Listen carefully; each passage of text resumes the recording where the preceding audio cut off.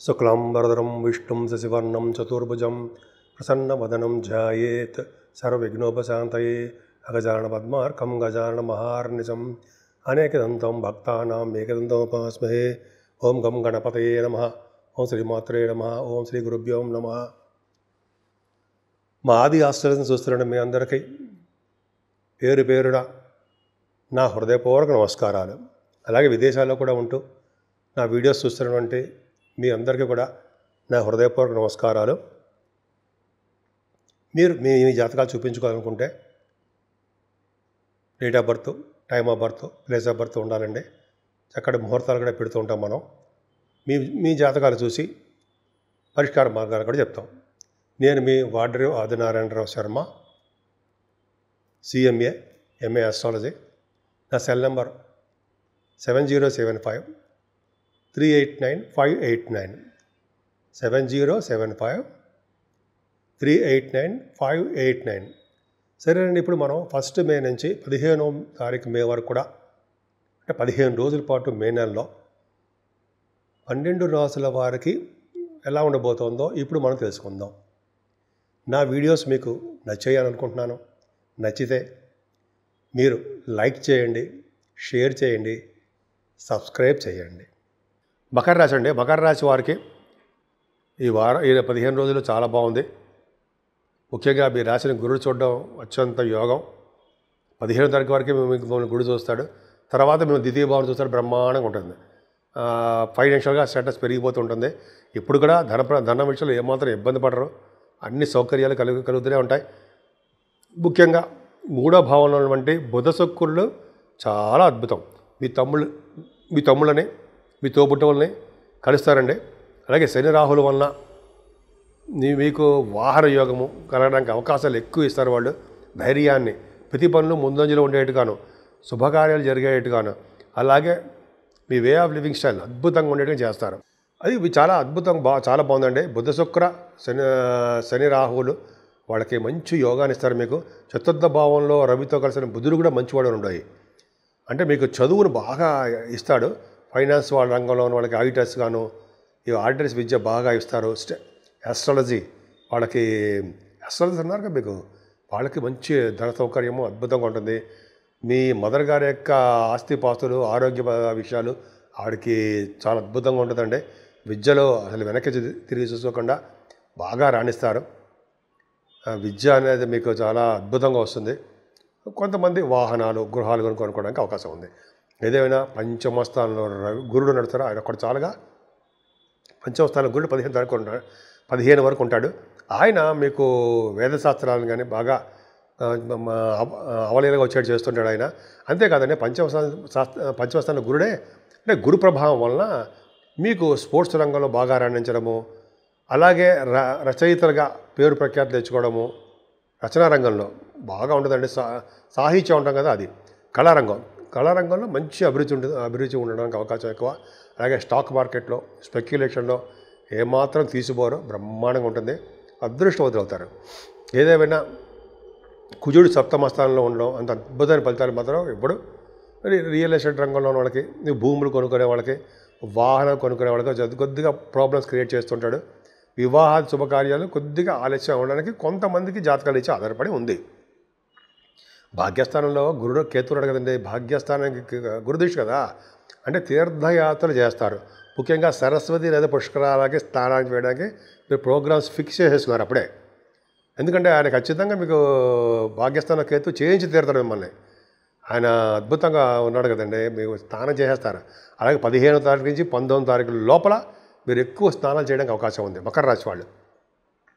సరస్వతి నది పుష్కరాలకండి జనరల్గా మృతికా స్నానం అంటే మట్టిని కొద్దిగా నీళ్ళల్లో వేయడము, తర్వాత సంకల్పపూర్వకంగా స్నానం చేయాలి. సంకల్పపూర్వక స్నానం అంటే మీరు ఏ ఊళ్ళో ఉన్నారో మీ గోత్రనామాలు ఉంటే దక్షిణతో పాటు బ్రాహ్మణికి దానం ఇచ్చి సంకల్పపూర్వకంగా స్నానం చేస్తేనే ఆ ఫలితాలు మీకు ఎక్కువ వస్తాయి. సంకల్పపూర్వకంగా చేస్తే ఆ ఫలితాలు నది స్నానం చేసిన మటుగా ఉంటుంది తప్ప ఏమాత్రం సక్సెస్ ఉండదు. కానీ మీ వ్యాపారాలు మాత్రం బాగా సక్సెస్ అవుతాయండి. ఎడ్యుకేషన్ రీత్యా మీరు విదేశాలు వెళ్తారు. అలాగే మీ బిజినెస్ రీత్యా కనెక్షన్ ఉంటుంది, కనెక్ట్ అయిపోయి ఉంటారు విదేశాలకి. అలాగే ఇంటర్నేషనల్ ట్రేడింగ్కి సంబంధించిన వాటిలో కూడా మీరు అవకాశాలు ఉన్నాయి. వాటిలో భూములు కూడా ఉంటాయి. భూములు వాహనాలకు సంబంధించిన వ్యవహారాలు, ఇంటర్నేషనల్ ట్రేడింగ్ ఉంటుంది. అలాగే మీరు చేస్తున్న ఉద్యోగాలు కూడా మంచి శుభాలు జరగడానికి అవకాశం ఉందండి. ముఖ్యంగా సాఫ్ట్వేర్ రంగ ఉద్యోగస్తులకి చాలా బాగుంటుంది. గవర్నమెంట్ ప్రొఫెషనల్ వాళ్ళకి అది చెప్పక్కల అద్భుతమైన ఫలితాలు ఉంటాయి. ఏదేమైనా గురు ప్రభావం మీకు చాలా నిండుగా చాలా బాగుంది లాభస్థానానికి. కాబట్టి మీరు చేస్తున్న వ్యాపారాభివృద్ధి దినదిన ప్రవర్ధమానం అవుతూనే ఉంటుంది. అంటే ఉద్యోగం కన్నా వ్యాపారం మిన్న అంటారు సార్. ఉద్యోగ వ్యాపారాలు కూడా మీకు మిన్నే. కొద్దిగా వ్యాపారాల్లో బాగా లాభాలు గడిస్తారు. వ్యాపారాభివృద్ధి దినదిన ప్రవర్ధమానం అయిపోతూనే ఉంటుంది. భయపడాల్సిన అవసరం ఏమీ లేదు. ఏదైనా రాహుకేతుల మధ్యలోనే ప్లానటరీ పొజిషన్స్ ఉండిపోవడము, కుజుడు కూడా నీచ స్థితిలో ఉండిపోవడం అంత అద్భుతం ఫలితాలు ఏమి ఉండవండి.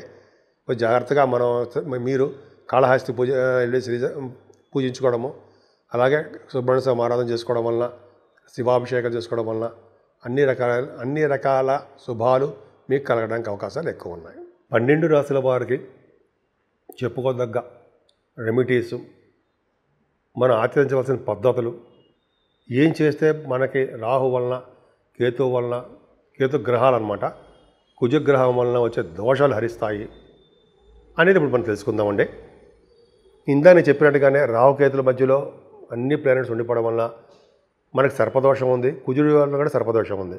ప్రతిసారి చెప్తున్నట్టుగానే రాహుకేతులకి మనకి దగ్గర ఉన్న ఊళ్ళలోనే చేయించుకోవడము, లేదా మీరు అక్కడ ఆ ఊళ్ళలో తిరుపతి ఆ ఏరియాలో ఉంటే ఒకసారి కాళహస్తి వెళ్ళి అక్కడ దర్శనం చేసుకోవడము, పూజ చేయించుకోవడం వల్ల సర్పదోషం పోతుంది. ఎందుకంటే పైగా మళ్ళీ 19వ తారీఖు కూడా మారుతారు వాళ్ళిద్దరూ, మే 19. అప్పుడు కూడా సర్పదోషమే ఉంటుంది మారినా కూడా. కాబట్టి ఖచ్చితంగా సర్పదోషాలు చేయించుకోవాలి. అయితే మనం బ్రహ్మరామ అమ్మవారిని పూజించడం వల్ల కానీ, కనకదుర్గ అమ్మవారికి అభిషేకాలు కానీ, లేకపోతే కుంకుమ పూజ కానీ, లేకపోతే అమ్మవారికి చండీ హోమం అంటారా, చండీ హోమం చేయించుకోవడం బాగుంటుంది. సుబ్రహ్మణ్య స్వామి మాత్రం ఖచ్చితంగా మీరు అంటే రియల్ ఎస్టేట్ వ్యాపారస్తులు కానీ, సాఫ్ట్వేర్ రంగ ఉద్యోగస్తులు కానీ, ఎవరైనా ప్రతి వాళ్ళు కూడా సుబ్రహ్మణ్య స్వామి మాత్రం పూజించాలండి. దగ్గర ఊళ్ళో ఉన్నప్పుడు సుబ్రహ్మణ్య స్వామి పూజించండి, పాలాభిషేకం చేసుకోండి. లేదా మోపిదేవిలో సుబ్రహ్మణ్య స్వామి ప్రతిష్ఠ చేయించుకోండి, మరీ మంచిది. అవకాశం ఉంటే చేయించుకోండి. ఎందుకంటే ఇప్పుడు అంతా ఎండాకాలం కాబట్టి కొద్దిగా కష్టము. మీకు అవకాశం ఉంటే చేయించుకోండి, కానీ అంత కంపల్సరీ ఏం కాదు. జాగ్రత్త చూసుకోండి, హెల్త్ ఇంపార్టెంట్. సరే, అది పక్కన పెడతారండి. అసలు మెయిన్ ఏంటి, 8వ తారీఖు అండి, ఈ నెల 8వ తారీఖుని, ఈ నెల అంటే మే నెల 8వ తారీఖుని అన్నవరం సత్యనారాయణ స్వామి వారి యొక్క కళ్యాణం జరుగుతుంది. సో ఆ రోజున కానీ మీరు స్వామివారికి సత్యనారాయణ వ్రతం చేయించుకోవడం కానీ, లేదా కళ్యాణం చేయించుకోవడం వల్ల కానీ, లేదా ఒకసారి వీలుంటే అక్కడికి వెళ్ళి దర్శనం చేసుకోవడం కానీ, అన్నవరం చేసుకోవడం వల్ల అద్భుతమైన ఫలితాలు ఉంటాయండి. అంతేకాకుండా ఈ నెలలో కూడా 10వ తారీఖుని శని త్రయోదశి వస్తుంది. శనీశ్వరుడిని అన్ని రాసుల వాళ్ళకి శనీశ్వరుడు కాలసర్పదోషంలో రాహుతో ఉండిపోయాడు. కాబట్టి శనీశ్వరుడికి తైలాభిషేకం చేయించుకోవడము, అలాగే స్వామివారి దగ్గర దీపారాధన చేయడము, ఆయన్ని సకల పద్ధతుల్లో బాగా పూజించాలుంటాయి. డెడికేటెడ్గా శనీశ్వరుని పూజించడం వలన, తర్వాత పక్కన ఆంజనేయ స్వామి ఉంటారు, ఆంజనేయ స్వామి వారు, ఆయనకి అప్పాలు కానీ, లేకపోతే గారెల దండ కానీ, సింధూరం రాయించడం వల్ల కానీ, ఆయన దగ్గర దీపారాధన చేయడం వల్ల కానీ, ఆయనకి వస్త్రం సమర్పించడం వల్ల కానీ చాలా అద్భుతమైన ఫలితాలు ఉంటాయి. స్వామివారి చుట్టూ, ఆంజనేయ స్వామి వారి చుట్టూ 11 ప్రదక్షిణాలు చేస్తే మరీ మంచిది. కొంతమంది 41 ప్రదక్షిణాలు కూడా చేస్తారు, అది మరీ మంచిదండి. అంతేకాకుండా 15వ తారీఖు నుంచి కూడా, ఈ నెల 15వ తారీఖు నుంచి కూడా మనకి సరస్వతి నది పుష్కరాలు వస్తున్నాయండి. అమ్మవారు జ్ఞాన సరస్వతి అమ్మవారు. సరస్వతి అంటే సామాన్యం కాదు. ప్రతి వాళ్ళు, స్టూడెంట్సే కాదండి, ప్రతి వాళ్ళు కూడా ఆ అమ్మవారికి ఆశీస్సులు తేటి మాత్రం నదీ పుష్కర స్నానం చేస్తే మాత్రం జ్ఞానాన్ని సిద్ధించడమే కాకుండా పూర్వజన్మ ఉత్తరోత్తర మనకి అనంతరం బహుశా మనకి ఆ లోకం సిద్ధించచ్చేమో, బ్రహ్మలోకం. అమ్మవారు కూడా ఉంటారు అక్కడికి. సరదాగా అంటాను అనుకోండి, బ్రహ్మలోకం ఉండాలని అక్కడికి వెళ్ళాలని మనకు మనస్ఫూర్తిగా కోరుకుంటున్నా. కాకపోతే ఇప్పుడు కాదు. కాకపోతే అమ్మవారిని పూజించడం వల్ల, సరస్వతి అమ్మవారిని పూజించడం వల్ల సకాల శుభాలు కలుగుతాయండి. కాబట్టి ఈ నెల మొత్తం కూడా, ఈ 15 రోజులు కూడా మీరు ఈ దగ్గరున్న దేవుడికి, ఏ దేవుడికైనా సరే పూజ చేసుకోవడం వల్ల సకల శుభాలు కలగడమే కాకుండా భార్యాభర్తల విషయంలో అన్యోన్య దాంపత్య జీవితం ఉండి తీరుతుంది.